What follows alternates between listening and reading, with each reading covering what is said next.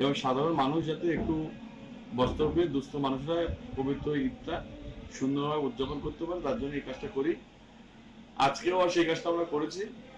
পবিত্র রমজান মাস ও আসন্ন ঈদ উল ফিতরকে সামনে রেখে প্রতি বছরের মতো এবছরও নতুন বস্ত্র বিতরণ কর্মসূচির আয়োজন করা হলো 4 ও 34 নম্বর ওয়ার্ডের পক্ষে পৌরপিতা নাজিম উদ্দিন ও পুরমাতা সুলতানা বানুর উদ্যোগে অনুষ্ঠিত এই কর্মসূচিতে এলাকায় অসংখ্য মানুষের হাতে তুলে দেওয়া হয় নতুন পোশাক।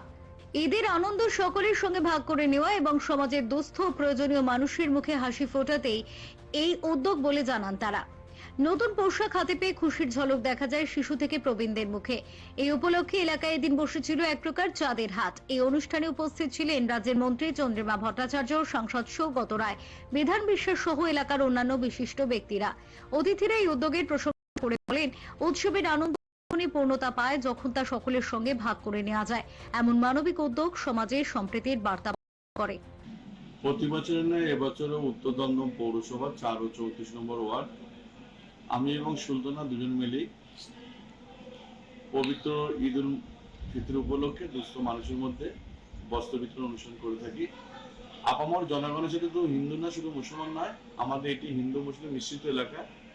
আমরা সবসময় এই কাজটি করি এবং সাধারণ মানুষ যাতে একটু বস্ত্র পেয়ে দুস্থ মানুষরা পবিত্র ঈদটা সুন্দরভাবে উদযাপন করতে পারে, তার জন্য এই কাজটা করি। আজকেও সেই কাজটা আমরা করেছি এবং আগামী দিনেও করার চেষ্টা করব যদি বেঁচে থাকি।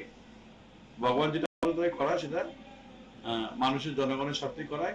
আমরা এই কাজটাকে নিজে করতে পেরে এবং উপলব্ধি করতে পেরে নিজেকে অনেকটা ভালো লাগে, মানুষের পাশে থাকতে পারি বলে এইটা আমরা করি। এটা কততম বর্ষ? 26তম বর্ষ। ঈশ্বরের কাছে এই প্রার্থনা করি, ভারতবর্ষে যেটা মানুষের মধ্যে ভেদাভেদ তৈরি হচ্ছে সেই ভেদাভেদটা সম্পূর্ণ নির্মূল হয়ে যাক।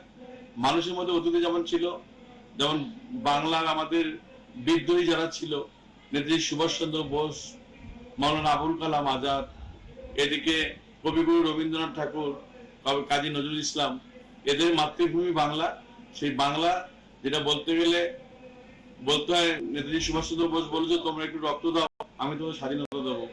আর সেই স্বাধীনতাকে গর্ব করে বিজেপি নামক দলটি পশ্চিমবঙ্গের মানুষকে যেভাবে আন্দোলনের মধ্য দিয়ে দ্বিজাতির ভিত্তিতে ভাগ করে দিচ্ছে, আমরা চাই বাংলা আবার ভারত তথা পৃথিবীর সম্মান পাক এবং বাংলায় আগামী দিনে আবার বিশ্বের দরবারে এক না একতন্ত্র গড়ে উঠুক, এই আশা করি। পশ্চিমবঙ্গের মুখ্যমন্ত্রী মমতা বন্দ্যোপাধ্যায়, ওনার কথা অল্প বলে শেষ করা যায় না। 2011 সাল থেকে 2026 সাল পর্যন্ত যেভাবে মানুষের মধ্যে বিভিন্ন প্রকল্পের মধ্য দিয়ে মানুষের মন জয় করেছে, যাতে আগামী বিধানসভা নির্বাচনে গতবারের চেয়েও এবার বেশি বিধানসভা সিট দিয়ে পশ্চিমবঙ্গের মুখ্যমন্ত্রী আবার মমতা বন্দ্যোপাধ্যায় মুখ্যমন্ত্রী হবে, এটা আমার দৃঢ় বিশ্বাস। Bureau report, channel 10।